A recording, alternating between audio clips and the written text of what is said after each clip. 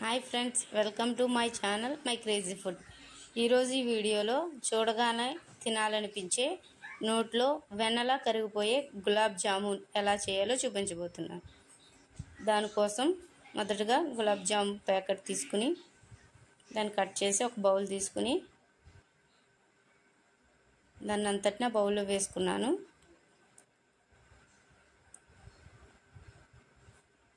కొద్ది కొద్దిగా వాటర్ పోసుకుంటూ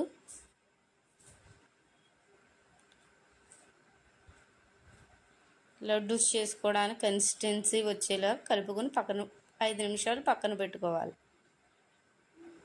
5 నిమిషాలు పక్కన పెట్టుకున్న తర్వాత మనకు కావాల్సిన సైజులో ఈ విధంగా బాల్స్ని తయారు చేసుకోవాలి.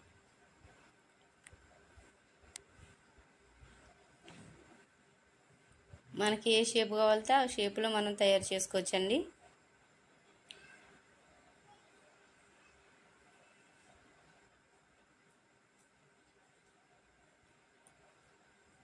ఒక ప్యాన్ పెట్టుకొని అందులో 1 కప్పు షుగర్కి 1 కప్పు వాటర్ ఆ విధంగా ఆ రేషియోలో వేసుకొని షుగర్ మెల్ట్ అయ్యే వరకు దాన్ని బాగా మరగనివ్వాలి. ఇలా మరిగిన తర్వాత దాంట్లో 1 చెక్క నిమ్మరసం పిండుకోవాలి.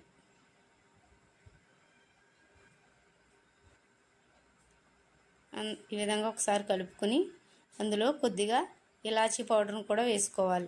దీనివల్ల సువాసన మంచిగా వస్తుందండి. ఈ విధంగా మరిగినప్పుడు మనం పాకం పట్టక్కర్లేదు, జస్ట్ మెల్ట్ అయితే సరిపోతుంది. దాన్ని పక్కన పెట్టుకొని ఒక ఫ్రైయింగ్ ప్యాన్ తీసుకుని దాంట్లో డీప్ ఫ్రైకి సరిపడా ఆయిల్ పోసుకొని ముందుగా చేసుకున్న ఆ లడ్డూస్ని అన్నిటినీ అందులో వేసుకుని గోల్డెన్ బ్రౌన్ వచ్చే వరకు 2 వైపులా తిప్పుకుంటూ ఫ్రై చేసుకోవాలి.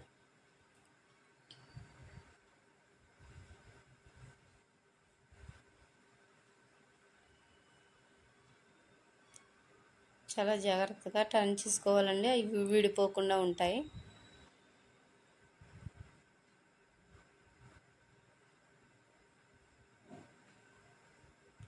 మంట మీడియం ఫ్లేమ్లోనే ఉంచాలండి. హై ఫ్లేమ్లో పెడితే లోపల ఉడకకుండా పైన మాడిపోతాయి. ఈ విధంగా గోల్డెన్ బ్రౌన్ కలర్లోకి చేంజ్ అయిన తర్వాత ఈ లడ్డూస్ని తీసుకొని ఒక 5 నిమిషాలు పక్కన పెట్టుకోవాలి. 5 నిమిషాలు పక్కన పెట్టుకున్న తర్వాత వేడిగా ఉన్న పంచదార పాకంలో ఈ లడ్డూస్ని వేసేసుకుంటే ఇవన్నీ ఆ పాకాన్ని పీల్చుకొని వెరీ స్మూత్ అయిన గులాబ్ జాము రెడీ అయిపోతుంది.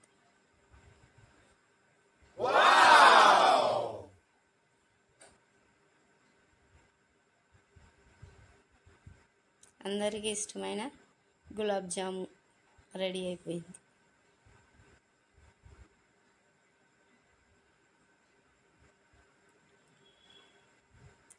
సింపుల్గా తక్కువ టైంలో చేసుకునే డిజర్ట్ రెసిపీ కదా, అందరికీ చాలా ఫేవరెట్ కూడా.